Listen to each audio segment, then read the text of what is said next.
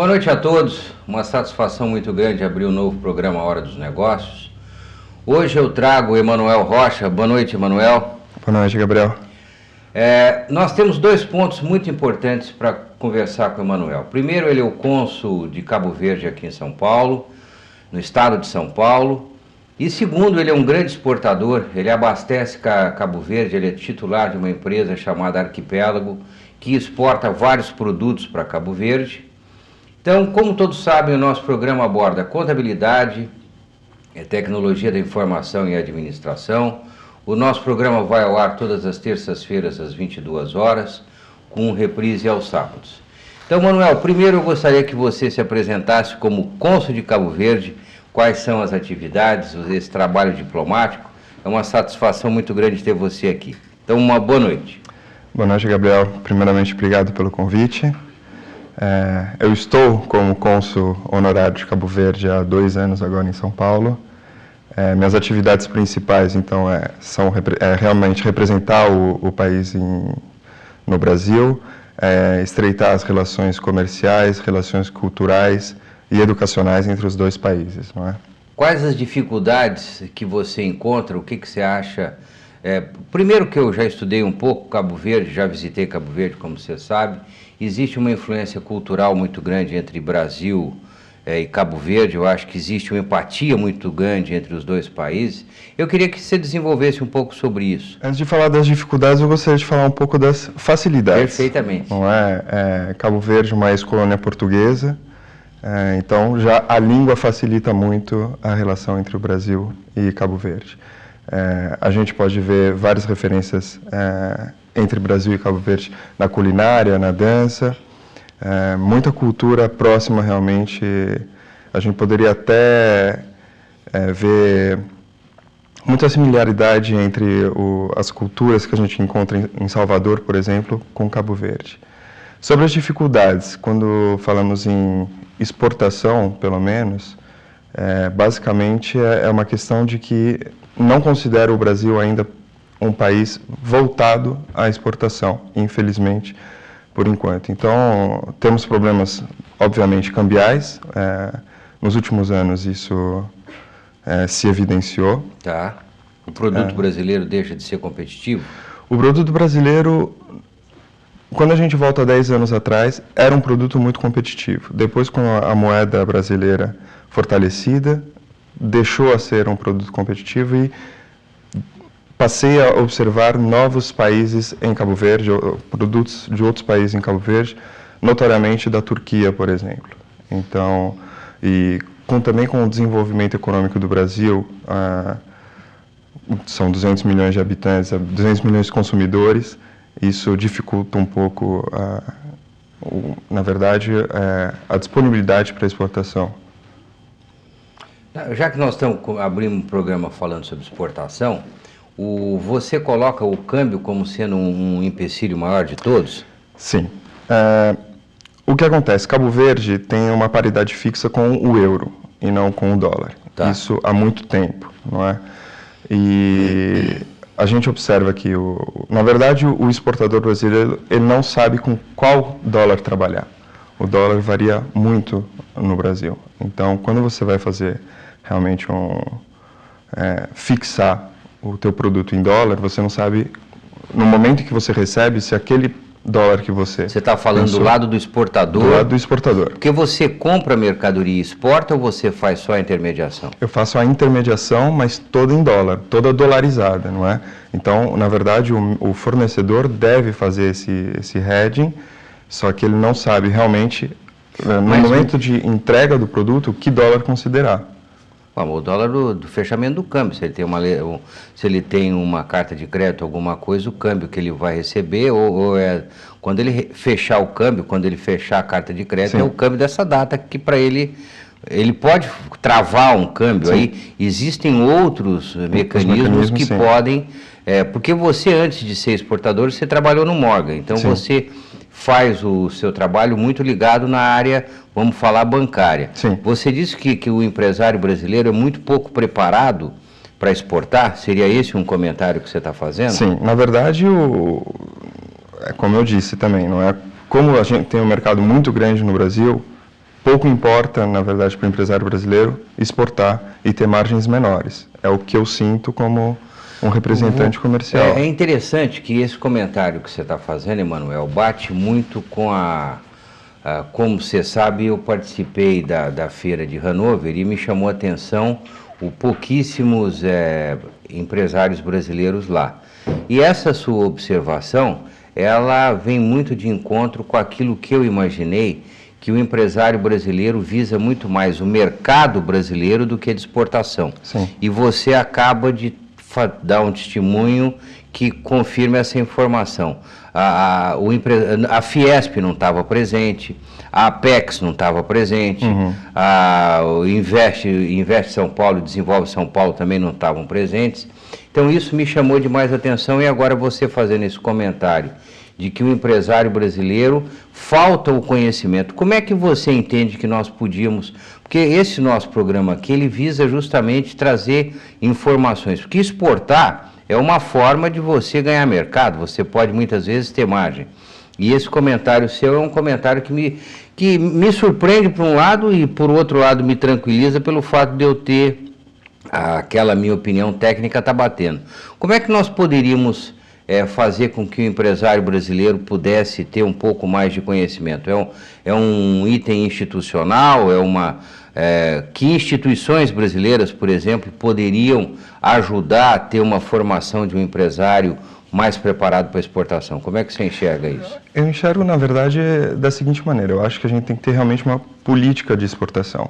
Quando eu falo de dificuldades em exportar, é claro que quando você vai fazer uma operação spot, é fácil. Você tem o preço, você exporta, tudo bem. O problema é quando você quer repetir essa exportação. Uma programação de exportação. Uma programação de exportação. Então, eu não posso, por exemplo, começar a trabalhar um produto, 2 meses depois ter uma lista de preços totalmente diferente, com uma diferença de preço de 40% nessa lista de preços, que é o que acontece no Brasil. Então, quando eu procuro outras empresas, outros fornecedores de outros lugares do mundo, eu tenho uma lista válida por pelo menos 6 meses, há 1 ano. Então, eu consigo trabalhar com o meu cliente, com o meu fornecedor, uma programação. Na nossa empresa, nós não gostamos de trabalhar spot. Gostamos de desenvolver o produto no mercado, implementar o produto no mercado. Então, eu não posso levar amanhã um container de biscoitos e colocar em Cabo Verde. Aliás, o forte da Arquipélago são produtos alimentícios, não é isso? Alimentícios e, por muito tempo, também material de construção. Então, o Arquipélago representou com exclusividade, por exemplo, a Gerdau para os vergalhões. Tá. Não é? Por mais de 20 anos, a gente manteve, inclusive, uma linha marítima exclusiva para esse produto, exportando mais de 12 mil toneladas por ano. Infelizmente, com a crise mundial, o mercado imobiliário em Cabo Verde também sentiu e a gente abriu mão, por enquanto, desse setor. Mas, como você bem citou, o nosso forte realmente é o setor alimentar. E Cabo Verde, na verdade, depende de 95% do que consome é importado. Então, realmente precisam de absolutamente tudo. E do Brasil, nosso forte, obviamente, é o café verde em grão, é o açúcar, são os biscoitos, arroz? As margarinas, o arroz do sul, a gente trabalha muito. Você me chama a atenção, todos esses produtos que você comentou, por exemplo, margarina, esse tipo de produto, são grandes fabricantes no Brasil. Sim. E os grandes fabricantes no Brasil já têm uma tradição de exportação. Me surpreende o fato, por exemplo, de uma BR Foods. Você compra da BR Foods também? Já compramos da BR Food. Hoje em dia a gente trabalha com a Vigor. Para margarina. Mas então são grandes produtores. O que eu quero colocar é uma grande empresa brasileira, ela já tem uma tradição de exportação, eu imagino, ou você vê que também não tem? Também não. Infelizmente, já teve casos em que trabalhamos com produtos há mais de 18 anos no mercado, líder de mercado, e do dia para a noite resolveram acabar com o setor de exportação e retomaram o setor de exportação 2 anos depois. Então, por 2 anos eu não consegui... Porque, na verdade, essa empresa deixou de atender a exportação para atender o mercado interno? Exatamente. Seria isso? Exatamente. Pelo desenvolvimento do mercado interno, Como a gente sabe, mais de 20 milhões de pessoas foram lançadas ao consumo. O Nordeste, quando começou a consumir. Exatamente. Então, tiveram que parar a exportação para atender esse mercado interno. E uma vez estabilizado esse consumo interno, é que voltaram a nos procurar para voltar a exportar. O problema é que aí você perde realmente a passada, não é? Você sai do mercado, você dá oportunidade a outros produtos. Você dá da Tailândia, por exemplo, um outro produtor qualquer, aí você não pode deixar esse seu fornecedor, porque ele manteve um fornecimento constante, então você perde. Exatamente. É interessante. Qual é o produto brasileiro que o pessoal de Cabo Verde mais gosta? Hoje em dia, incrivelmente, é o arroz. É o arroz? O arroz brasileiro. Na verdade, o mercado cabo-verdiano sempre consumiu o arroz da Tailândia. Tá. Né? Mas o arroz do Brasil vem tomando o mercado pouco a pouco há cerca de 3 anos. Então, hoje a gente já pode dizer que o arroz brasileiro tem mais ou menos 30% do mercado, o que é muito. Quando a gente fala de um mercado de 1.200 containers por ano. Muito bem, vamos fazer um rápido intervalo e depois eu queria que você voltasse e nós falássemos rapidamente sobre as suas funções diplomáticas. Até já. Até já.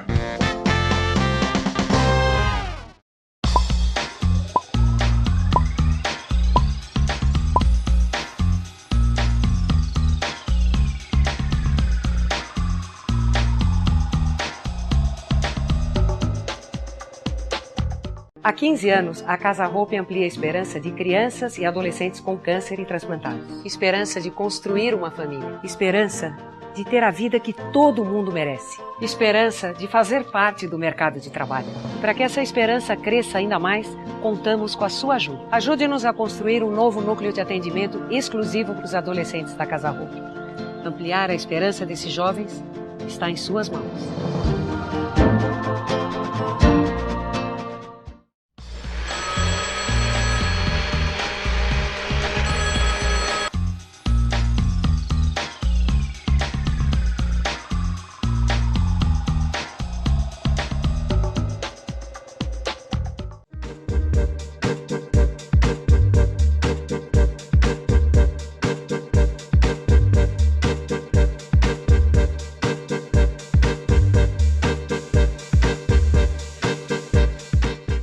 Ao verem uma criança pobre e doente, todos querem cuidar dela. Mas você sabe como? O Saúde Criança sabe. Cuida da saúde e do remédio da criança. E também da educação, do emprego dos pais, dos documentos da família, da condição da casa. E cuidando disso tudo, cuida de verdade da saúde da criança. Em 21 anos, o Saúde Criança já cuidou de 43 mil pessoas. E com sua ajuda, pode cuidar de muito mais. saudecriança.org.br. Conheça, ajude.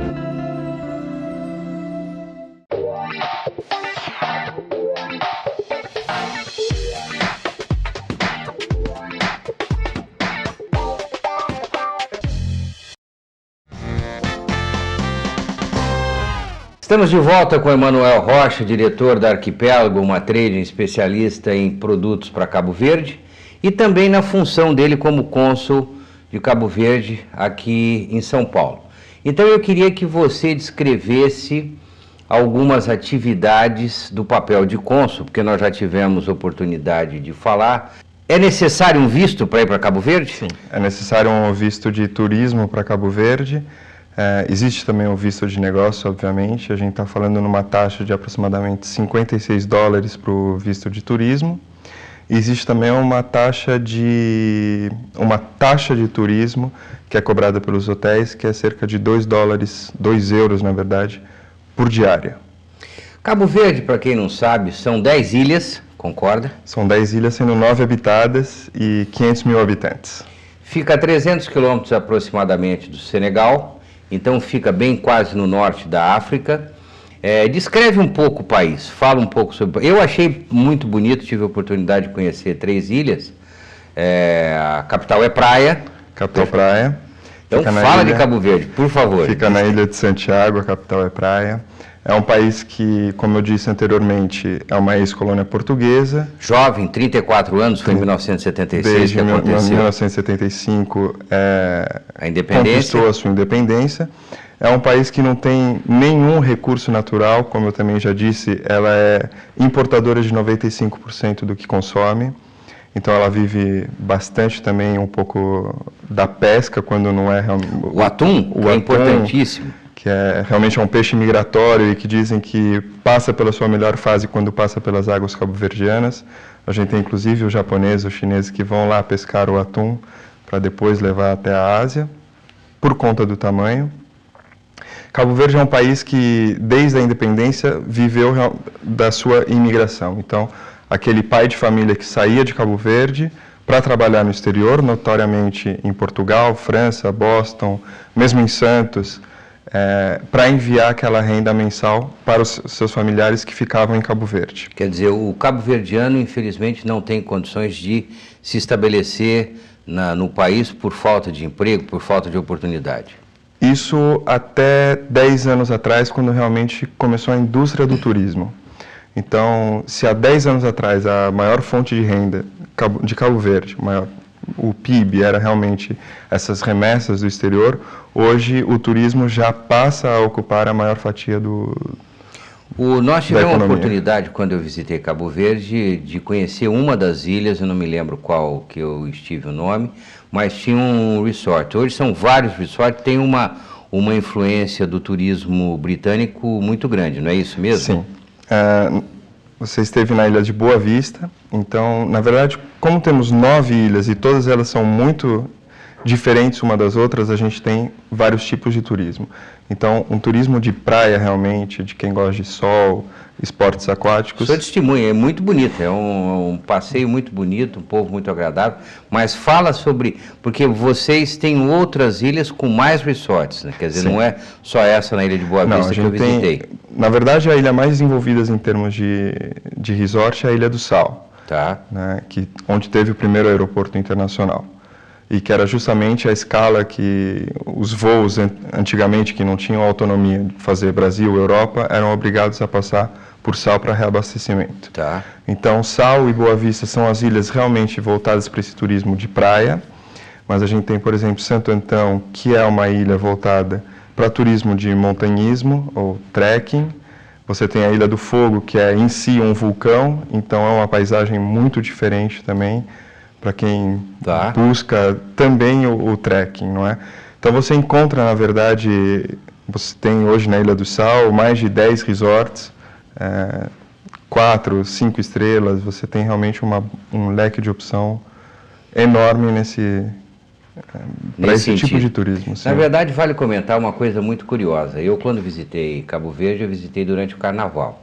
E por incrível que pareça, todas as músicas que tocam em Cabo Verde são as músicas brasileiras idênticas, porque é um carnaval, então essa influência musical é muito grande. Sim.